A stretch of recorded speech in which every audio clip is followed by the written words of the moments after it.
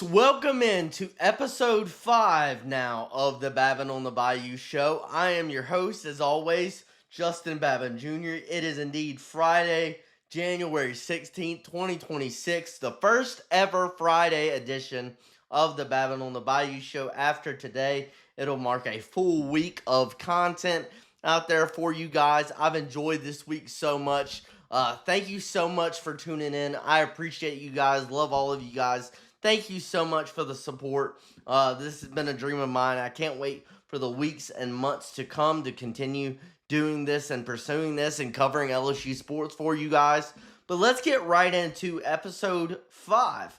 So we'll start the show today with kind of an update on what LSU has done in the portal since yesterday, since the last time I saw you guys. So LSU football and Lane Kiffin just keep winning. They can't stop winning in the transfer portal. You know, they got the number 1 portal class in the country right now, and they just keep adding on to it. They added on to it more yesterday. They brought in 3 new offensive line commits since the last time I saw you yesterday. The first one was Nichols offensive lineman Jamar Jones. Then there was Baylor offensive lineman Sean Tompkins. And then Ole Miss Rebel, Ole Miss offensive lineman. I know Ole Miss fans hate it, but I love it. Ole Miss Rebel offensive lineman Devin Harper also committed to the Tigers. The big names to keep in mind there are Sean Tompkins and Ole Miss O-lineman Devin Harper. So Sean Tompkins played 460 snaps at the tackle position in 10 games for the Baylor Bears and Dave Aranda this season. So he has some experience with what he produced in 2025 as a Baylor Bear. And then Devin Harper spent 1 season at Ole Miss as an Ole Miss Rebel. He's a native of Shreveport, Louisiana. Harper was actually previously committed to LSU out of high school, but he eventually flipped his commitment to the Ole Miss Rebels in the 2025 high school recruiting cycle. Harper was a former 4-star recruit coming out of the 2025 high school class, and he was the number 84 overall prospect in America coming out of that class as well. So look, we've talked about it. Offensive line was what I was concerned about because of how bad you were in 2025, and then you had basically an exodus of offensive linemen. You had 8 offensive linemen transfer out of LSU over the past month, but you've added 7 offensive linemen in the transfer portal, and you bring in guys like Harper and Tompkins with experience at the college level. And look, bottom line is there's going to be a lot of competition for these 5 offensive line spots. There's going to be a ton of competition from now until September to see who gets those 5 spots between the guys you have returning and the 7 guys that you brought in so far. But I do like bringing in a guy like Harper, bringing in a guy like Tompkins, and that is going to help you, and there'll be a lot of competition at the offensive line spot for those 5 positions to be filled going into September 5th against Clemson in Tiger Stadium. LSU also signed former Oregon Duck and tight end Zach Grace. Zach Grace is 6'3", 240 pounds, has 2 years of eligibility remaining. Grace played in every game for the Oregon Ducks this season. He played primarily as an inline blocker, as a run blocker in 53 of the 60 offensive snaps he played in for the Ducks this season. And then he was also used in a variety of special teams packages for the Ducks this season. So with that commit, it adds, now you have 5 tight ends on your roster in Trey'Dez Green, J.D. LaFleur, Pitt transfer Malachi Thomas. You have, of course, Oregon transfer Zach Grace, and then you have the freshman commit in I want to say, J.C. Anderson, the freshman J.C. Anderson. So, obviously, the big name there is Trey'Dez Green. I've told you before, I think Trey'Dez Green is going to be an absolute star. He's already an absolute star, you know, as a 6'7" freak with a matchup nightmare, like literally So excited though to see him in one of the best offenses in America, one of the best schemes in America. So excited to see how Lane Kiffin and Charlie Weiss Jr., the new LSU offensive coordinator, choose to use him. Excited to see Trey'Dez Green pop off in 2026. But you've also brought in guys that can help you in blocking, run blocking, pass blocking as well, because that is another part of the tight end position that is not talked about as much. But you brought in a guy like Zach Grace who really helped Oregon with their run blocking this season, and you're hoping he can do the same thing for the Tigers in 2026. Look, so Monday through Wednesday was a dead period for the NCAA transfer portal. If you don't know what that means, it means that between Monday and Wednesday of this past week, players or players and coaches and programs were not allowed to have any face-to-face contact between Monday and Wednesday. Well, after that dead period ended Wednesday, there were a slew of portal prospects who came to LSU for a visit yesterday. We'll recap you on some of that. LSU has the first visit scheduled for former Ole Miss linebacker TJ Daugherty. Daugherty had 174 tackles, 10 tackles for loss, 3.5 sacks, and 3 forced fumbles in 2 seasons as an Ole Miss Rebel with Lane Kiffin.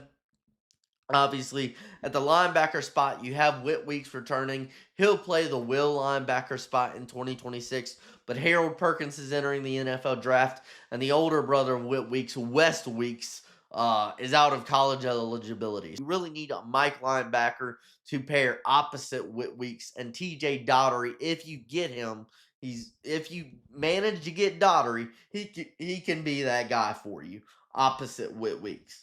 Another guy that people have been talking about is Colorado offensive lineman Jordan Seaton, who is the number one offensive lineman, number one rated O lineman in this year's portal cycle. He entered the portal just the other day, I believe, and it's rumored that Oregon and Texas are the top 2 schools to watch for Jordan Seaton. But the Tigers have reportedly made contact with Seaton and his camp and are attempting to set up a visit. I believe now Seaton is actually visiting. I believe his first visit was to Mississippi State. He entered the portal a few days ago. Now he's actually visiting. If you don't know, how it works is, yes, the portal closes today.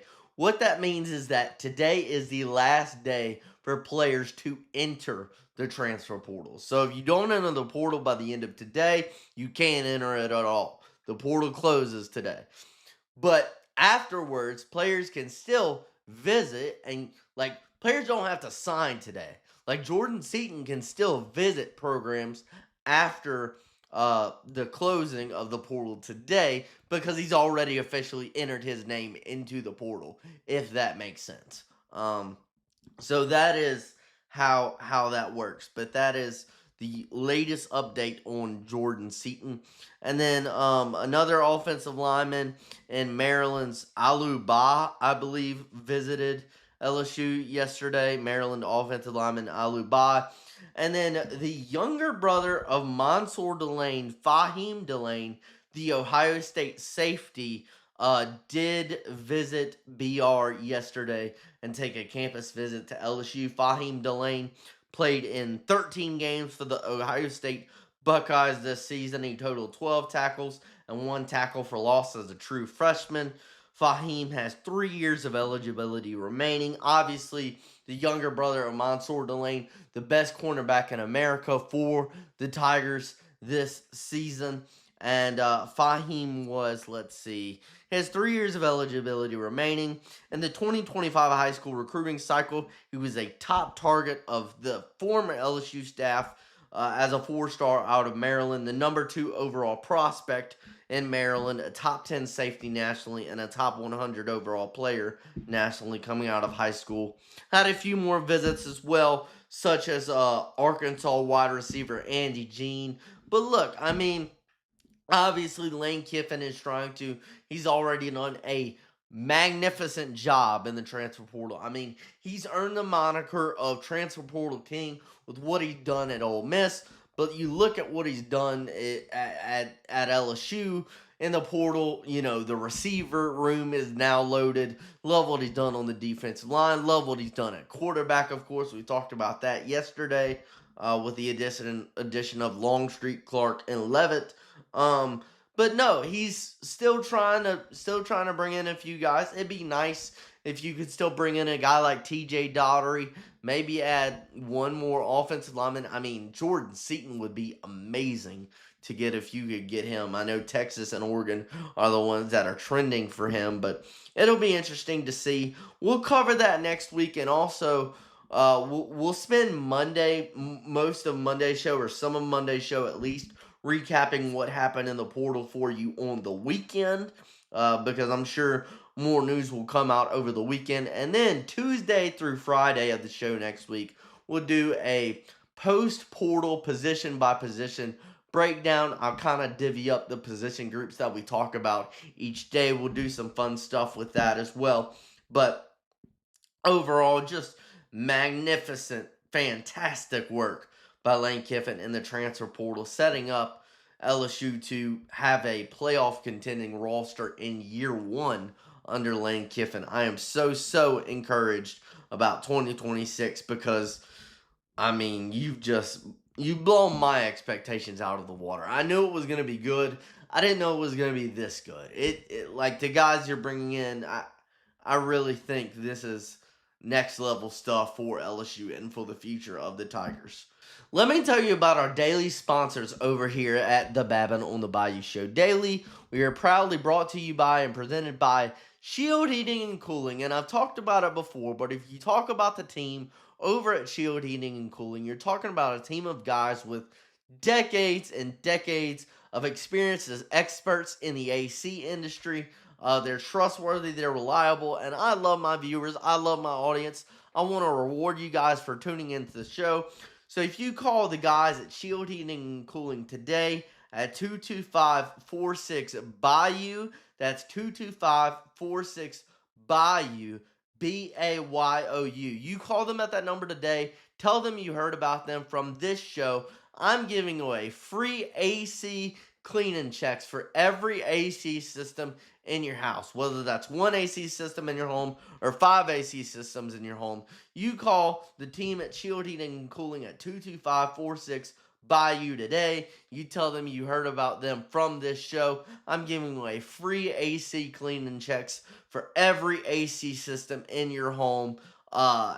Free, no out-of-pocket charge to you. It's saving you a lot of money, and we really do appreciate the team over at Shield Heating and Cooling, the best in the business, decades of experience as experts in the AC industry. We trust them, and you can trust them too. They're very reliable, and we really appreciate them for sponsoring this show.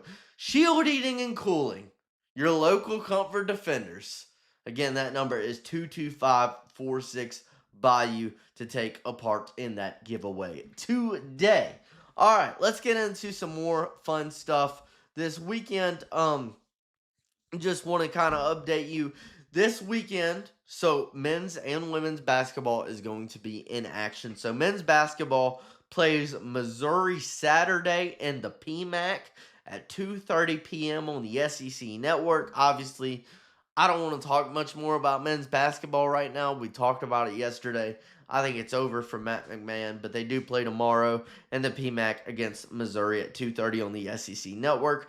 And the much bigger game is Kim Mulkey and the women's basketball team head to Norman, Oklahoma on Sunday afternoon at 2 o'clock on ESPN2. They play at the number 13 team in the nation, the Oklahoma Sooners.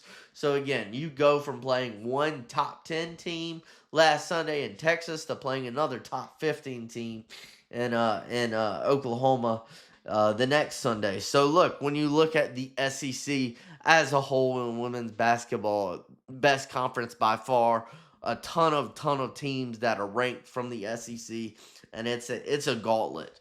It's a gauntlet for women's basketball, but they're 2-2. Maybe get to above 500. You started 0-2, right? You started 0-2, but you feel like you're getting your feet under yourself. You're adjusting to the higher level of competition in SEC conference play.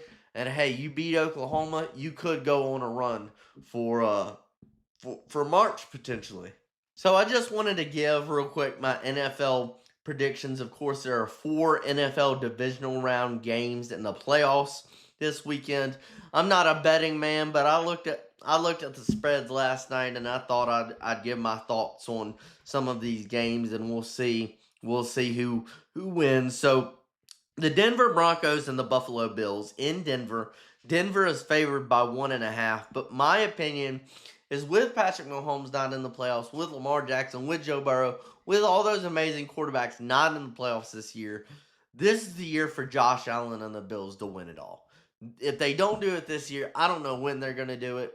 I love Sean Payton, and I do like Denver, but even though Denver is favored, I'm going to take the Buffalo Bills and Josh Allen to get it done on Saturday. I believe that game is Saturday at 3:30 on CBS. The night game Saturday at 7 on Fox is San Francisco at Seattle. Seattle is favored by 7, and I am taking Seattle to win and to cover. San Francisco has been riddled by a ton of injuries all season. George Kittle was the latest he got injured. Their star tight end, one of the best tight ends in the league, maybe the best tight end in the league. George Kittle got injured in the game last week against Philly. Really miraculous that San Fran has gotten even at this point in the playoffs with all the injuries they had. But I think it's going to catch up to them, and I got Seattle winning and covering the 7 points. The Rams are favored by 3.5 on the road at the Chicago Bears, but it's rumored that it's going to be extremely cold in Chicago on Sunday night. Maybe one of the coldest games, NFL games we've ever seen. Those are some of the reports I've heard. And because of that, I don't think that favors the Rams. I think if this is, regular conditions, I would probably take the Rams. But I'm going to take Chicago because of the weather to pull it off. Caleb Williams, I'm going to take them to get it done. I'm going to take the Bears over the Rams.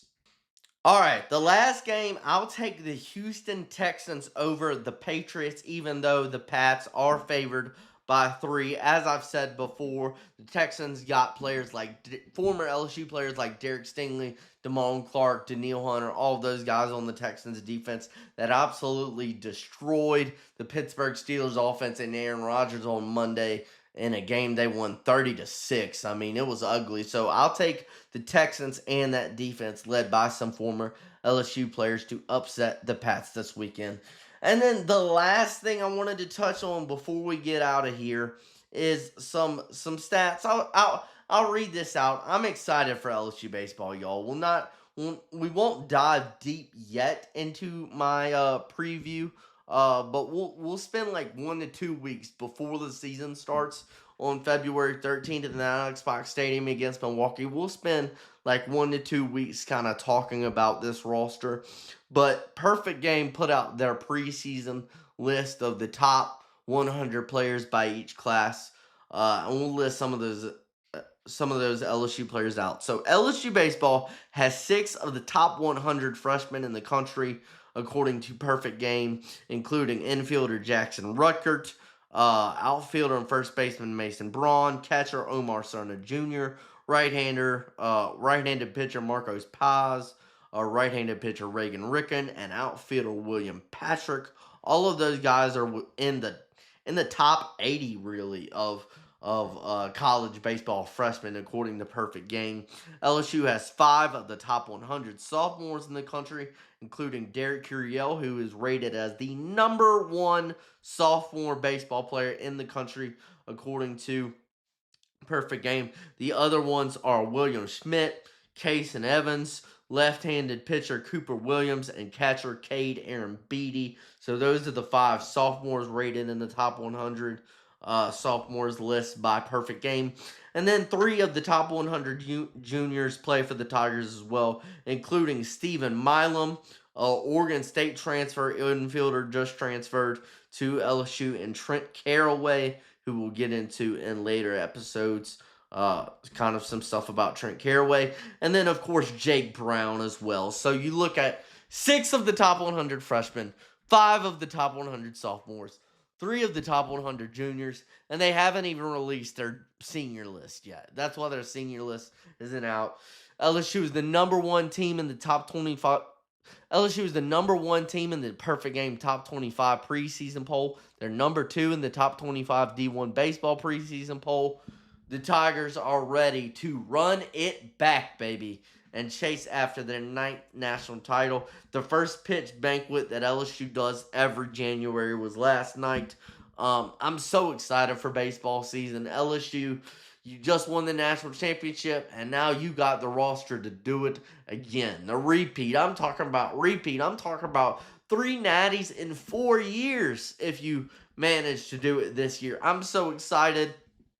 Next week on the show, it's going to be mainly, we'll cover other stuff too, but it's mainly going to be post-portal position group breakdown for LSU football. And then I'm thinking the week after that, we'll dive a little bit into our LSU baseball preview as well. We'll spend about 2 weeks kind of previewing everybody. 1 week or 2 weeks, whatever. We will dive deep and give you all the details you need to know on LSU baseball before February 13th. But again, that's the end of episode 5. That's the end of the first week of the Babin on the Bayou show. I thank you folks so much. I appreciate you guys. Thank you so much for tuning on into the show. Do me a favor, like this video, share this video, subscribe to the YouTube channel Monday through Friday. New episodes at 5 p.m. every single day. Thank you, folks, so much for tuning in to the first week of the Babin on the Bayou show. I hope you have an amazing rest of your Friday, and I hope you have an amazing weekend.